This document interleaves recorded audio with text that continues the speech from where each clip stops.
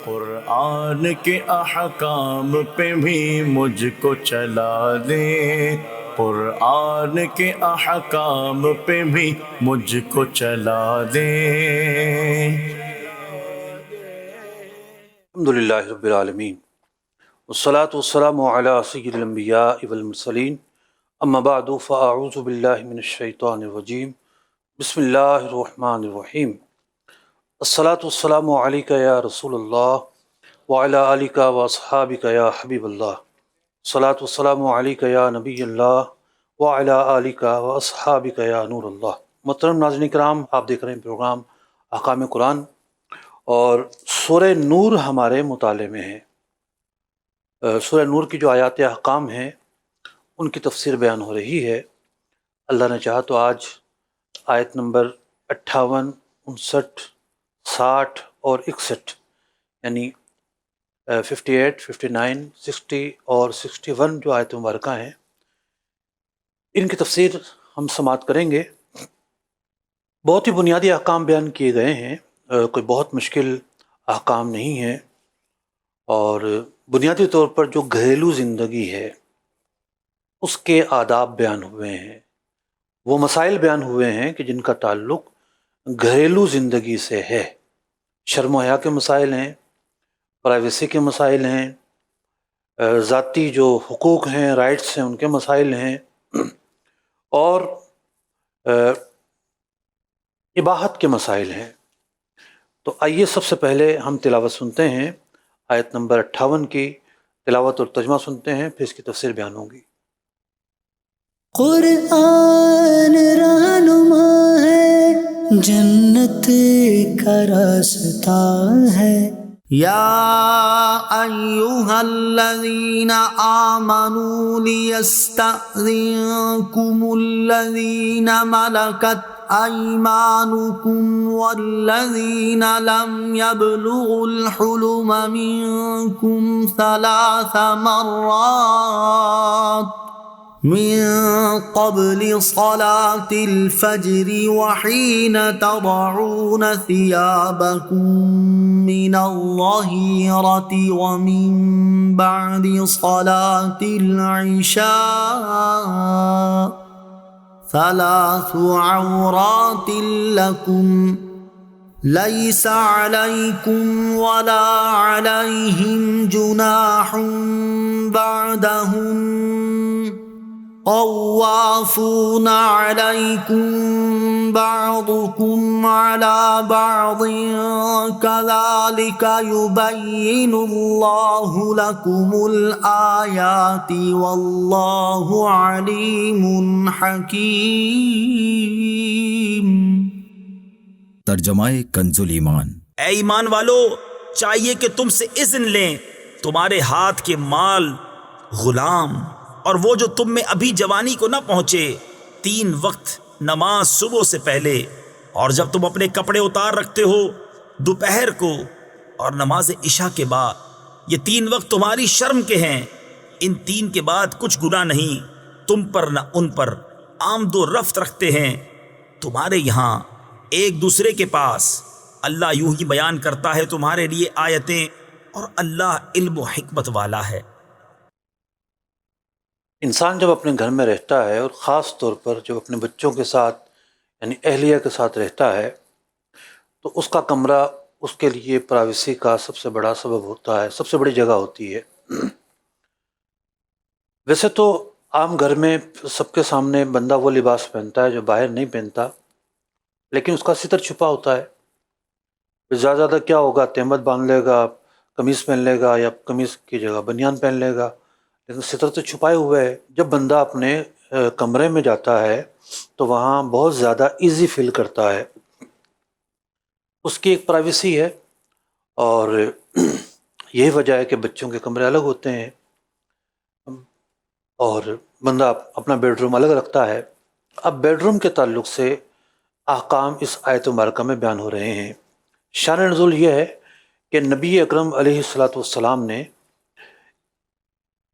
حضرت سیدنا عمر فاروق رضی اللہ عنہ کے پاس ایک شخص کو بھیجا کہ انہیں کوئی پیغام دینا تھا۔ آپ دوپہر کا وقت تھا، اپنے گھر میں تشریف فرما تھے، تو اچھا وہ غلام تھا، تو غلام عام طور پر نوکر چاکر ہوتے تھے، تو وہ خود کو بڑا ریلیکس اور ایزی محسوس کرتے تھے. تو وہ غلام بے دھڑک گھر میں داخل ہو گیا.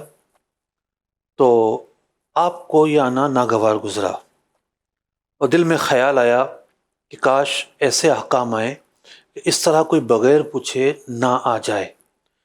اس پر یہ آیت مبارکہ نازل ہوتی ہے، اور یہاں دو چیزیں بیان ہوئی ہیں، دو افراد بیان ہوئے ہیں اور تین اوقات بیان ہوئے ہیں کہ کوئی یوں بیڈ روم میں نہ آ جائے، جہاں تم تنہا ہو وہاں نہ آ جائے. کون نہ آ جائے؟ تمہارا غلام نہ آ جائے، یا کوئی بچہ جو بالغ نہیں ہے وہ بھی نہ آئے، کیونکہ جو بالغ ہے اس کا تو ویسے ہی پردہ ہے، اس نے تو آنا ہی آنا، بالکل ہی نہیں آنا اس نے تو عورتوں کے سامنے. لیکن جو بالغ نہیں ہے، سمجھدار ہے، وہ بھی نہیں آئے گا. اب غلام کا مطلب یہ نہیں ہے کہ غلام اس کے علاوہ آ سکتا ہے، تو غلام کا تعلق صرف مردوں سے ہے. اگر خواتین ہیں تب وہ بھی نہیں آئے گا، لیکن صرف مرد ہے، بندہ اپنے بیڈ روم میں ریلیکس ہے، تو یوں اچانک سے کوئی نہیں آ سکتا. تو دو افراد بیان کیے گئے جن کا آنا جانا زیادہ ہو سکتا تھا، اور تین اوقات بیان کیے گئے. پہلا وقت یہ بیان کیا گیا من قبل صلاۃ الفجر، نماز فجر سے پہلے کا جو وقت ہے، بندہ اپنے لباس میں اپنے ریلیکس ہو کر سو رہا ہے، تو ایسے میں کوئی بیڈ روم میں، گھر میں یا کمرے میں نہیں جا سکتا. وحین تدعون ثیابکم من الظہیرہ، اسی طریقے سے اہل عرب کی عادت تھی کہ وہ دوپہر کو قیلولہ ضرور کرتے تھے، اور ان کا یہ معمول آج بھی پایا جاتا ہے. ایک مرتبہ ہم جدہ میں گئے، تو کسی کام سے گئے تھے، کوئی خریداری کرنے گئے تھے کوئی چیز، تو پتہ چلا کہ جناب 12:30 بجے سے لے کر 3 بجے تک بازار ہی نہیں کھلے گا. بازار نہ کھلنا دور کی بات، گلیوں سے بھی بھگا دیا سب نے.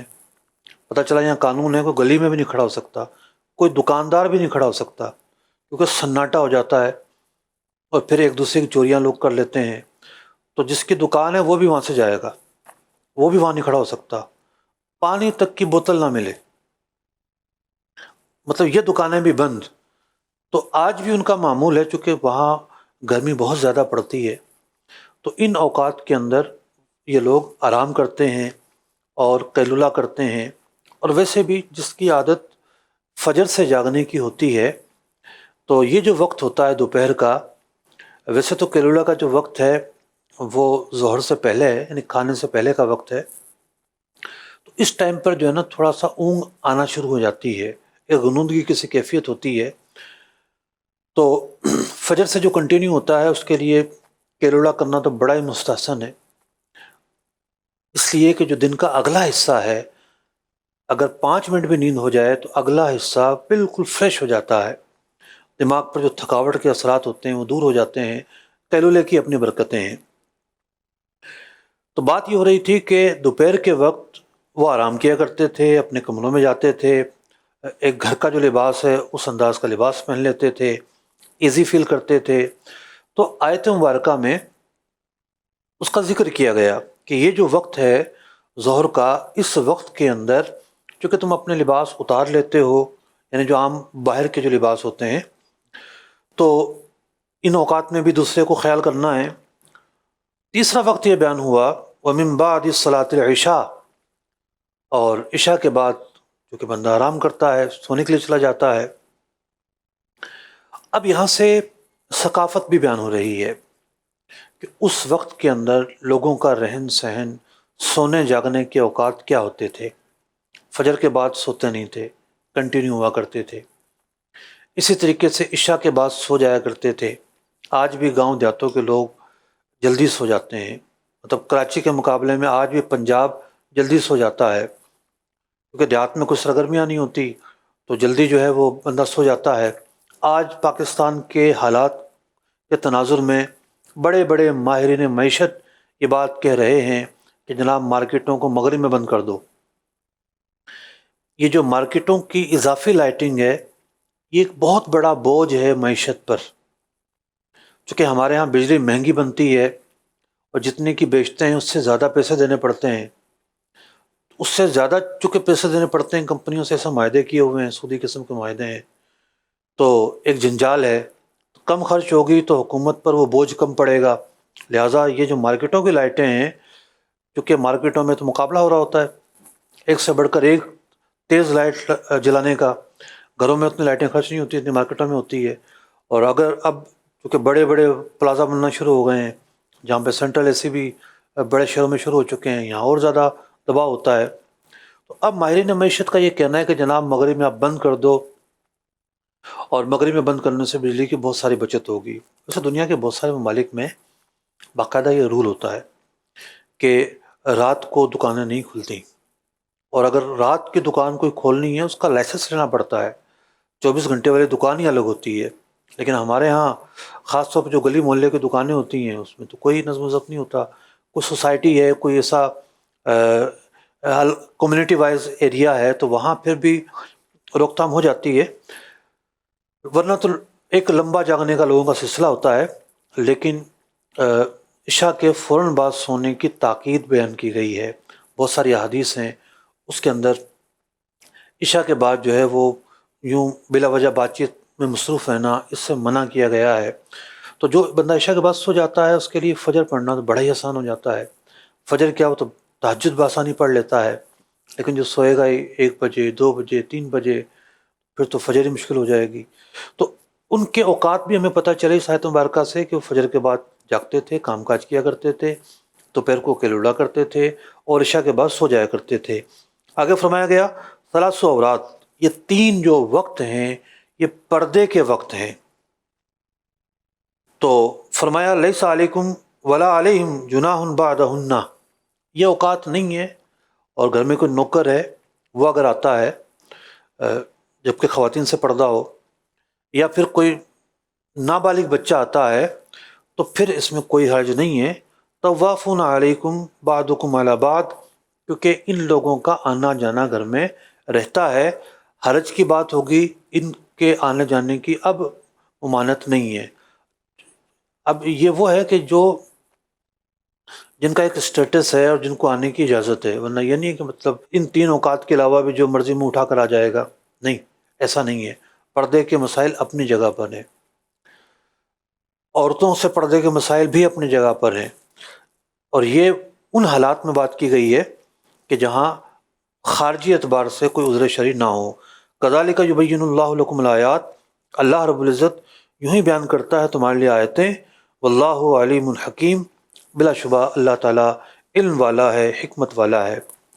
آیت نمبر 59 کی تلاوت اور ترجمہ سنتے ہیں۔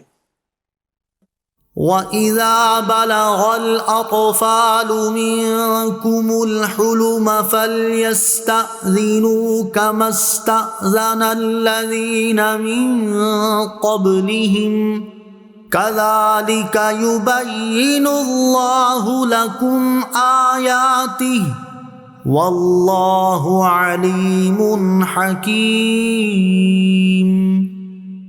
ترجمہ کنز الایمان۔ اور جب تم میں لڑکے جوانی کو پہنچ جائیں تو وہ بھی اذن مانگیں جیسے ان کے اگلوں نے اذن مانگا، اللہ یوں ہی بیان فرماتا ہے تم سے اپنی آیتیں، اور اللہ علم و حکمت والا ہے۔ اب یہاں فرق بیان کیا گیا نابالغ کا اور بالغ کا۔ تو جب کوئی بالغ ہو جاتا ہے تو وہ اگر عورتیں اندر ہیں تو ظاہر بات ہے تو وہ بالغ بچہ، اب بچہ نہیں رہا، اب تو بڑا ہو گیا ہے، کہنے کو بچہ ہے، وہ نو عمر یا نوجوان اس کو کہہ لیں آپ۔ تو بالغ کے احکام الگ ہوتے ہیں، نابالغ کے احکام الگ ہوتے ہیں۔ یعنی بالغ اور نابالغ کا جو تصور ہے وہ قرآن پاک کی اس آیت مبارکہ کے ذریعے ہمیں ملتا ہے۔ پردے کے بارے میں بالغ اور نابالغ کی تمیز، فرق رکھنا سامنے، اور اسی طریقے سے اس کو سامنے رکھ کے اپنا رہن سہن، اپنے گھریلو زندگی کے اصول و ضوابط مرتب کرنا، یہ قرآن پاک کی تعلیمات کا حصہ ہے۔ تو بلوغت جو ہے لڑکے اور لڑکی کی بلوغت کے اسباب الگ الگ ہوتے ہیں۔ لڑکی جو ہے وہ ایام سے بالغ ہوتی ہے، یعنی ایک طریقہ یہ بھی ہے، اور لڑکا جو ہے وہ احتلام سے بالغ ہوتا ہے۔ اگر علامات نہ پائی جائیں تو علامات نہ پائے جانے کی صورت میں جب اسلامی مہینے کے اعتبار سے 15 سال عمر ہوگی، یعنی جو قمری مہینے ہوتے ہیں، عام طور پر جو شمسی مہینے ہوتے ہیں اس میں دن زیادہ ہوتے ہیں، قمری مہینے میں سال کے 10 دن تقریباً کم ہوتے ہیں، تو یوں 15 سال کی عمر میں تو 6 مہینے 1 سال کا فرق آ جاتا ہے۔ تو قمری مہینے کے اعتبار سے جب 15 سال عمر ہو جائے اور بلوغت کی کوئی علامت نہ بھی پائی جائے تو لڑکا یا لڑکی بالغ قرار پائیں گے، اور بالغ جب بندہ ہو جاتا ہے تو جہاں اس پر نماز فرض ہو جاتی ہے، وہ مکلف ہو جاتا ہے احکام میں، وہیں جو پردے کے مسائل ہیں اس کے تعلق سے بھی چیزیں پیش نظر رہیں گی۔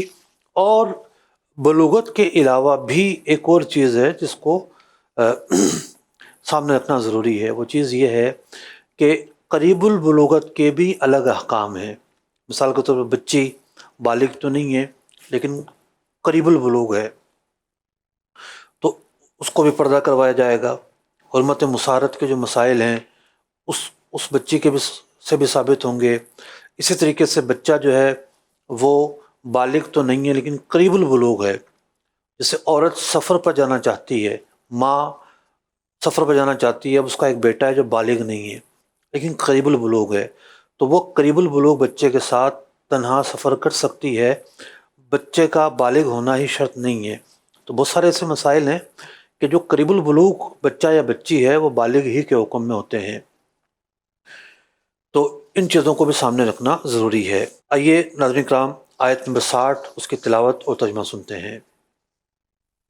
والقواعد من النساء اللاتي لا يرجون نكاحا فليس عليهن جناح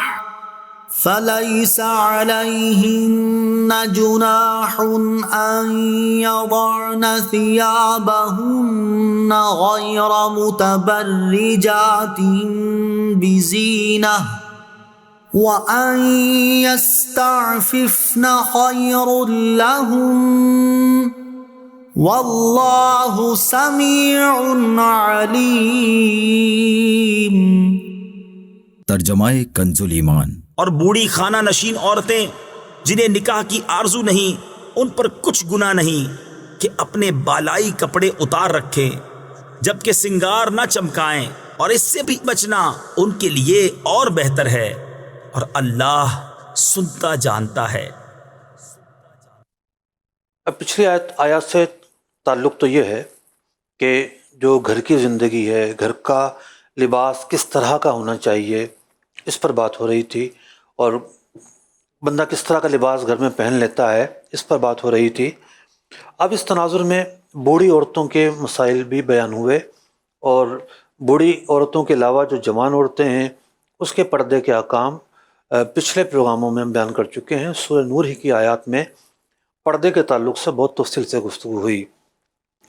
اب جو جوان عورت ہوتی ہے اس کے اور بوڑھی عورت کے لباس میں کوئی خاص فرق نہیں ہے، 2-3 چیزوں کی اسے رعایت دی گئی ہے، یعنی بوڑھی عورت کو رعایت دی گئی ہے۔ جیسے جوان عورت چہرہ چھپاتی ہے، جوان عورت نے قمیض پہنی ہوئی ہے لیکن اس کے باوجود وہ سینے پر جو ہے وہ دوپٹہ ڈالے گی، سینہ بھی چھپائے گی، سینہ اضافی طور پر مزید چھپائے گی کہ جو ابھار ہے وہ نظر نہ آئے اور وہ جو جگہ ہے وہ نمایاں نہ ہو۔ تو اب اگر کوئی بوڑھی عورت ہے، بوڑھی عورت بھی اپنا ستر چھپائے گی، بال بھی اس کے ستر میں داخل ہیں، لیکن بوڑھی عورت یہ ہے کہ اپنا چہرہ چھپائے یہ ضروری نہیں ہے۔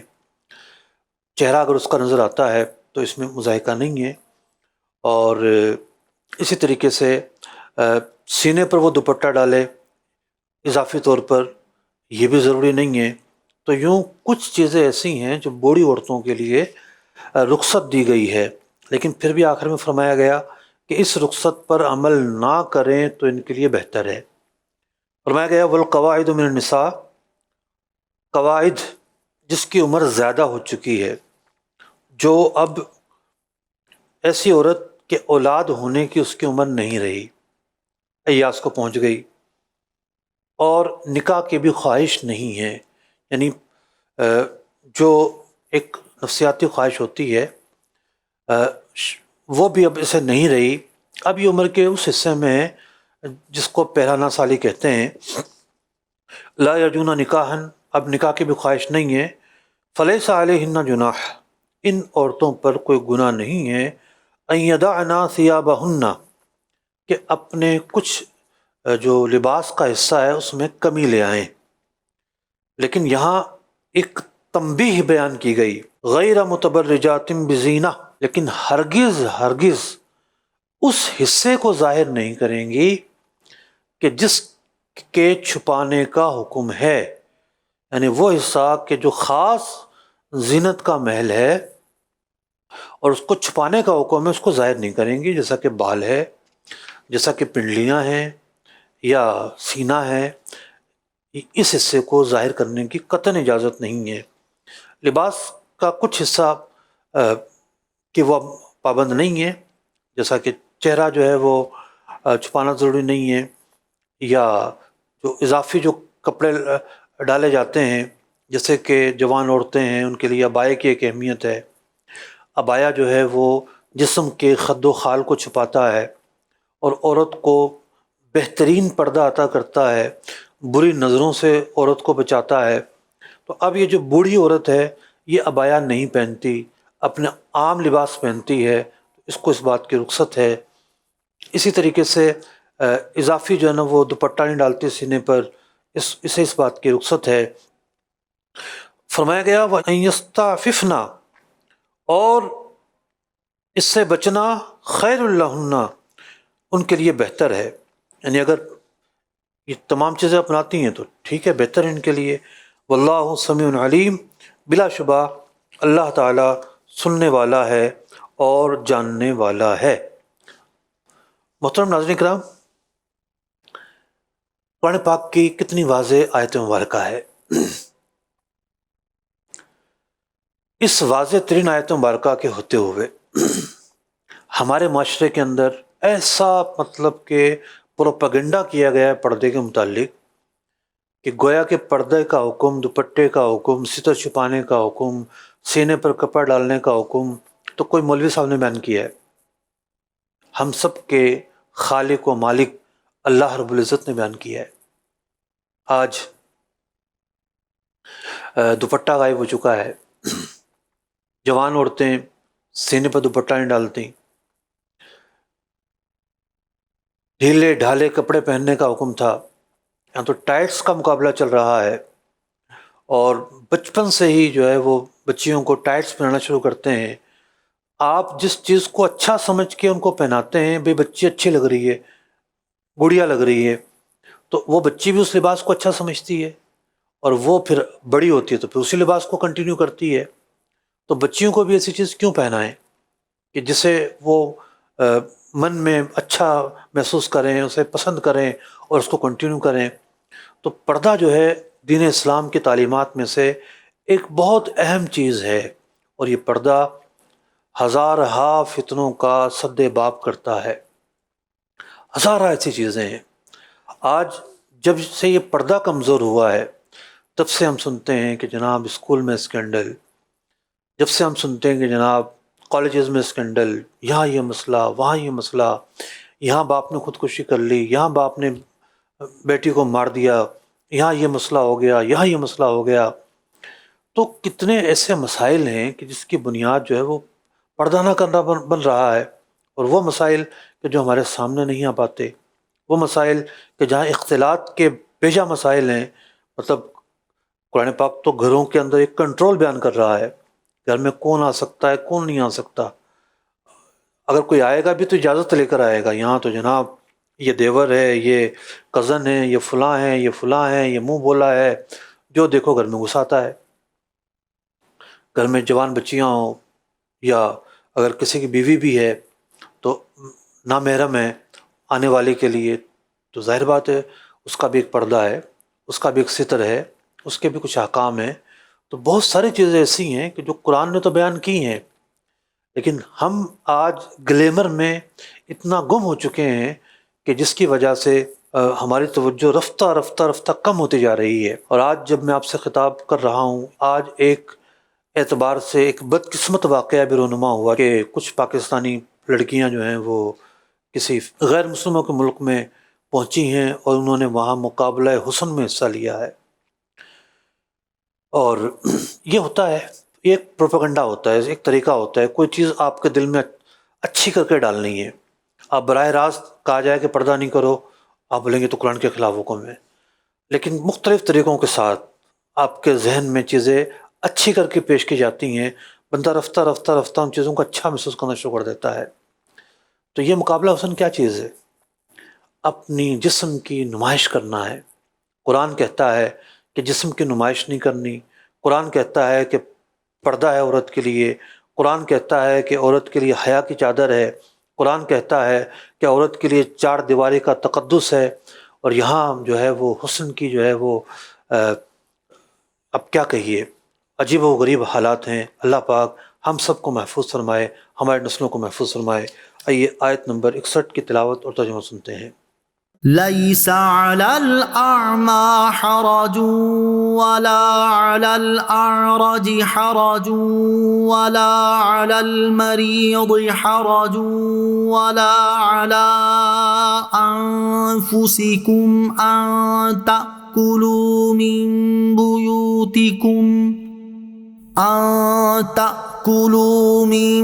بيوتكم أو بيوت آبائكم أو بيوت أمهاتكم أو بيوت إخوانكم أو بيوت أخواتكم أو بيوت إخوانكم أو بيوت أخواتكم أو بيوت أعمامكم أو بيوت عماتكم أو بيوت أخوالكم أو بيوت خالاتكم أو بيوت أخوالكم أو بيوت خالاتكم أو ما ملكتم مفاتحه أو صديقكم. ليس عليكم جناح أن تأكلوا جميعا أو أشتاتا فإذا دخلتم بيوتا فسلموا على أنفسكم تحية من عند الله مباركة طيبة كذلك يبين الله لكم الآيات لعلكم تعقلون. ترجمہ کنز الایمان. نہ اندھے پر تنگی اور نہ لنگڑے پر مضائقہ اور نہ بیمار پر روک، اور نہ تم میں کسی پر کہ کھاؤ اپنی اولاد کے گھر یا اپنے باپ کے گھر یا اپنی ماں کے گھر یا اپنے بھائیوں کے یہاں یا اپنی بہنوں کے گھر یا اپنے چچاؤں کے یہاں یا اپنی پھوپھیوں کے گھر یا اپنے ماموں کے یہاں یا اپنی خالاؤں کے گھر یا جہاں کی کنجیاں تمہارے قبضے میں ہیں یا اپنے دوست کے یہاں. تم پر کوئی الزام نہیں کہ مل کر کھاؤ یا الگ الگ. پھر جب کسی گھر میں جاؤ تو اپنوں کو سلام کرو. ملتے وقت کی اچھی دعا اللہ کے پاس سے مبارک پاکیزہ. اللہ یوں ہی بیان فرماتا ہے تم سے آیتیں کہ تمہیں سمجھ ہو. محترم ناظرین کرام، اس طویل آیت مبارکہ کے 4 حصے ہیں. یعنی جو احکام یہاں بیان کیے گئے ہیں وہ ایک حکم نہیں ہے. یہ آیت مبارکہ 4 حصوں میں منقسم ہے. جو پہلا حصہ ہے وہ یہ ہے لیس علی الاعمی حرج ولا علی الاعرج حرج، کہ جو اندھا ہے، جو لنگڑا ہے، جو مریض ہے، اسے دوسروں کے ہاں کھانے میں حرج نہیں ہے. اس کا ایک اپنا پس منظر ہے، اگلے حصے کا جداگانہ پس منظر ہے. تو اس پہلے حصے کا پس منظر یہ ہے کہ جو حضرت سعید بن مسیب رضی اللہ تعالیٰ عنہ سے مروی ہے کہ چونکہ یہ لوگ اللہ کی راہ میں لڑنے کے لیے نہیں جا سکتے تھے، معذور تھے، نابینا ہوں یا اندھے ہوں یا مریض ہوں، تو یہ لوگ وہیں رہ جاتے تھے، تو لوگ انہیں اپنے گھروں کی چابیاں دے دیتے تھے کہ ہمارے گھروں میں بہت ساری کھانے پینے کی چیزیں ہیں اور تم ان چیزوں کو استعمال کر لیا کرو. لیکن ان کے اندر مروت، حیا، خودداری بہت زیادہ تھی، تو یہ اس اجازت کے باوجود نہیں کھاتے تھے. تو اس آیت مبارکہ کے حصے میں ان لوگوں کو خطاب کر کے کہا گیا کہ جب تمہارے لیے اباحت کر دی جائے اور تمہیں اجازت دے دی جائے تو تمہارے لیے ان گھروں میں کھانے میں کوئی حرج نہیں ہے. ایک اور تفسیر بھی بیان ہوئی، وہ یہ بیان ہوئی کہ یہ جو لوگ ہوتے تھے، نابینا ہوں یا لنگڑا ہو یا کوئی مریض ہو، یہ عام لوگوں کے ساتھ بیٹھ کر کھانے میں جھجک محسوس کرتے تھے کہ ہماری وجہ سے کسی کو ایذا نہ ہو. مطلب انداز سوچتا تھا کہ میرے انداز سے یا میرے زیادہ کھا لینے سے کسی کو اذیت نہ پہنچے. ٹانگ سے معذور سوچتا تھا کہ میں ایک نہیں 2 بندوں کی جگہ لے لوں گا، کسی کو اذیت نہ پہنچے. مریض سوچتا تھا کہ میری مرض کی وجہ سے کسی کو پرابلم نہ ہو. تو ان کے دلوں میں جو یہ خیالات تھے جو ان کی زندگی میں دقت اور دشواری کا باعث بن رہے تھے، قرآن پاک نے اجازت بیان کر کے انہیں تسکین عطا کی، انہیں آرام عطا فرمایا کہ تمہارے لیے کوئی حرج نہیں ہے کہ تم آپس میں مل کر بھی کھاؤ، اس میں کوئی مذائقہ نہیں ہے. اب ہے آیت مبارکہ کا اگلا حصہ. اگلے حصے میں 9 رشتہ دار ہیں اور 2 اور افراد بیان کیے گئے کہ بھئی ان کے گھروں میں اگر تمہیں یہ کھانے کو بلاتے ہیں اور تم ان کے گھروں میں جاؤ تو کوئی حرج نہیں ہے، کھا لیا کرو. معاملہ یہ تھا کہ جب یہ آیت مبارکہ نازل ہوئی لا تأکلوا اموالکم بینکم بالباطل، کہ باہم باطل طریقے سے نہ کھاؤ. یعنی ایک احتمال یہ تھا کہ دوسرے کا مال نہ کھاؤ، تو یہ سمجھتے تھے کہ ہم دوسرے کا مال کیسے کھا لیں. تو دوسرے کا مال جب اس کی اجازت سے کھانے کا معاملہ ہو تو وہ اس ممانعت میں داخل نہیں ہے. تو یہاں واضح طور پر اباحت بیان کر دی گئی، اور ایک عام انسان جہاں کھا سکتا تھا یا جہاں کھاتا ہے، زیادہ تر جہاں اس کی دعوت وغیرہ ہوتی ہے، ان جگہوں کو بیان کر دیا گیا کہ یہاں کھانے میں کوئی حرج نہیں ہے. یہ ہے آیت مبارکہ کا دوسرا حصہ. چنانچہ فرمایا گیا وَلَا عَلَىٰ أَنفُسِكُمْ، تم اپنے گھروں میں کھاؤ، کوئی حرج نہیں ہے. بات یہ کہ بیوی کا گھر ہے، بعض اوقات ایسا ہوتا ہے کہ بیوی کی انکم ہو رہی ہوتی ہے، یا اولاد کا گھر بھی بندے کا اپنا گھر ہوتا ہے. انفسکم سے مراد بیوی اور اولاد کا گھر ہے، تو بیوی اور اولاد کا گھر ہے، کوئی حرج نہیں ہے. نمبر 1 فرمایا او بیوت آبائکم، تمہارے والدین کا گھر ہے، وہاں کھانے میں کوئی حرج نہیں ہے. او بیوت امہاتکم، تمہاری والدہ کا گھر ہے، کوئی حرج نہیں ہے. بیوت اخوانکم، وہ جو گھر ہے تمہارے بھائیوں کا گھر ہے، کوئی حرج نہیں ہے. بیوت اخواتکم، بہنوں کا گھر ہے، کوئی حرج نہیں ہے. بیوت اعمامکم، وہ جو گھر ہے تمہارے چچاؤں کا گھر ہے، کوئی حرج نہیں ہے. بیوت اماتکم، پھپھیوں کا گھر ہے، کوئی حرج نہیں ہے. بیوت اخوالکم، تمہارے ماموں کا گھر ہے، کوئی حرج نہیں ہے.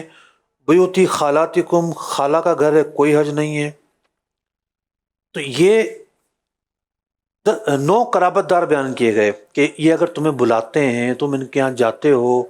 یا مراد نہیں ہے کہ جناب بندہ جا کے مال مفت پہ پڑا رہے، اباحت بیان ہو رہی ہے. یہ بلاتے ہیں، تمہاری دعوت کرتے ہیں، تم ان کے ساتھ بیٹھتے ہو، کھاتے ہو، ان کی اجازت سے کوئی حرج نہیں ہے. آگے بیان کیا گیا یا وہ بندہ، وہ سپروائزر، وہ نوکر یا وہ خادم جس کو تم چابیاں دے دیتے ہو، وہ اگر تمہارا مال کھاتا ہے، یعنی ہوتا ہے نا کہ بھئی چوکیدار ہے، بعض لوگ کے ہاں باورچی ہوتا ہے، بعض لوگوں کے ہاں اور بھی اس طرح کے نوکر وغیرہ ہوتے ہیں کہ انہیں کھانا الاؤ ہوتا ہے، تو وہ اگر کھانا کھاتے ہیں جو ان کی لمٹ بیان کی گئی ہے اس کے مطابق، تو انہیں بھی کوئی حرج نہیں ہے. او صدیقکم، یا تمہارا دوست تمہیں دعوت دیتا ہے، وہ تمہیں کھانا کھلاتا ہے. سب سے زیادہ بے تکلفی تو یہاں ہوتی ہے. جو دوست ہے وہ بے تکلف تو ہوگا ہی ہوگا، بے تکلفی نہیں ہے تو اس کا مطلب دوستی ہی نہیں ہے. تو یہ اباحت قرآن پاک نے بیان کی. 11 افراد بیان کیے. زیادہ تر چونکہ دعوت یہی لوگ کرتے ہیں کہ بھئی جو آیت مبارکہ بیان ہوئی تھی لا تاکلوا اموالکم بینکم بالباطل، کہ آپس میں باطل طریقے سے مال نہ کھاؤ، تو بظاہر تو یہ مال مفت ہے نا، کہ ہم نے کوئی کمایا تھوڑی ہے، وہ ہمیں کھلا رہا ہے. تو ایک ذہنوں میں یہ خیال آیا کہ ہم یہ مال کیسے کھائیں. اللہ رب العزت نے اس حصے میں عبارت بیان فرما دی. یہ تو تھے آیت مبارکہ کے 2 حصے. تیسرا حصہ یہ ہے، اس کی ایک جداگانہ تفسیر ہے. فرمایا گیا لیس علیکم جناح ان تاکلوا جميعا او اشتاتا، اور تمہارے لیے اس بات میں کوئی گناہ نہیں ہے کہ تم تنہا کھاؤ یا پھر مل کر کھاؤ. یعنی ایک قبیلہ تھا، قبیلہ بنی لیس بن عامر، یہ لوگ تنہا نہیں کھاتے تھے، انتظار کرتے تھے کوئی مہمان آئے تو پھر ہم کھائیں. ظاہر بات ہے یہ لوگ ابراہیمی تھے، حضرت ابراہیم علیہ السلام کی اولاد سے تھے، اور حضرت ابراہیم علیہ نبی علیہ صاحب السلام ان کی عادت مبارکہ تھی کہ وہ مہمانوں کا انتظار فرمایا کرتے تھے. تو یہ ان کے لیے سبب حرج تھا، کبھی مہمان نہیں بھی آتا تو انہیں بھی اجازت دی گئی کہ ایسا کوئی ضروری نہیں ہے کہ مہمان آئے گا جب بھی آپ کھاؤ گے، بلکہ اس کے علاوہ بھی کھانا کھایا جا سکتا ہے. یہ بھی ان کے لیے اجازت اور اباحت بیان کی گئی. چوتھا حصہ فرمایا گیا، یعنی میں نے عرض کیا کہ یہ آیت مبارکہ 4 حصوں میں منقسم ہے، 4 مختلف مضامین بیان ہوئے ہیں. چوتھا حصہ فرمایا چونکہ گھریلو زندگی، جو عائلی زندگی، خاندانی زندگی، وہ زیادہ فوکس ہوتی ہے سورہ نور میں، تو چوتھے حصے کا تعلق اسی سے ہے. فَإِذَا دَخَلْتُمْ بُيُوتًا فَسَلِّمُوا عَلَىٰ أَنفُسِكُمْ، جب اپنے گھر میں داخل ہو تو اپنے اوپر سلام بھیجو. اب اپنے اوپر سے مراد یہ ہے کہ جو اہل خانہ ہیں، جو بچے ہیں، وہ بھی اپنے ہی ہیں، یا یہ مراد ہے کہ اپنے اوپر بھی بھیجو اور اہل خانہ پر بھی بھیجو. کس طرح بھیجیں میں عرض کرتا ہوں. فرمایا عَلَىٰ أَنفُسِكُمْ تَحِيَّةٌ مِّنْ عِندِ اللَّهِ مُبَارَكَةٌ طَيِّبَةٌ، اور سلام بھیجو اللہ کی طرف سے مبارک پاکیزہ. كَذَلِكَ يُبَيِّنُ اللَّهُ لَكُمُ الْآيَاتِ لَعَلَّكُمْ تَعْقِلُونَ. اب علماء نے بیان کیا کہ جب بندہ گھر میں داخل ہو تو وہ کہے السلام علی النبی ورحمۃ اللہ وبرکاتہ، السلام علینا. پہلے نبی اکرم علیہ السلام پر سلام بھیجے اور پھر کہے ہم پر سلام ہو. وعلی عباد اللہ الصالحین، اللہ کے نیک بندوں پر سلام ہو. وعلی اہل البیت، اور جو گھر والے ہیں ان پر سلام ہو. اس انداز پر سلام بھیجے. بعض مفسرین نے لکھا، جیسا کہ حضرت ابن عباس رضی اللہ عنہ سے مروی ہے، کہ یہاں بیوت سے مراد مساجد ہیں. تو مسجد میں داخل ہونے کی ایک دعا یہ بھی ہے کہ بندہ کہے السلام علی رسول اللہ، السلام علی رسول اللہ. مسجد نبوی شریف پر بھی لکھا ہوا ہے، اس کی غالباً باب بکی پر لکھا ہوا ہے السلام علی رسول اللہ، کہ بندہ نبی اکرم علیہ السلام پر درود و سلام پڑھ کے پھر مسجد میں داخل ہو. اور بھی دعائیں ہیں. تو اپنے گھر میں داخل ہوں، جب بھی علماء نے یہ لکھا ہے کہ پیارے آقا علیہ السلام پر درود پاک پڑھا جائے، آپ پر سلام کیا جائے، اور پھر جو ہے نا گھر والوں پر بھی سلام کیا جائے. تو یوں گھر میں داخل ہوتے وقت سلام کہنا، اللہ اکبر، کے اتنے فضائل ہیں کہ تنگ دستی کو فوراً دور کرنے والا وظیفہ ہے. جو شخص اپنے گھر میں داخل ہوتا ہے، سلام کرتا ہے اہل خانہ پر، سورہ اخلاص پڑھتا ہے، اس کے لیے برکتیں ہی برکتیں نازل ہوتی ہیں. اللہ رب العزت ان آیات مبارکہ پر، ان کے مضامین پر جو بیان ہوا، عمل کرنے کی توفیق عطا فرمائے. پورے قرآن پر ہی ہمیں عمل کرنے کی توفیق عطا فرمائے. آمین بجاہ النبی الامین صلی اللہ تعالی علیہ وسلم. قرآن کے احکام پہ بھی مجھ کو چلا دے، قرآن کے احکام پہ بھی مجھ کو چلا دے.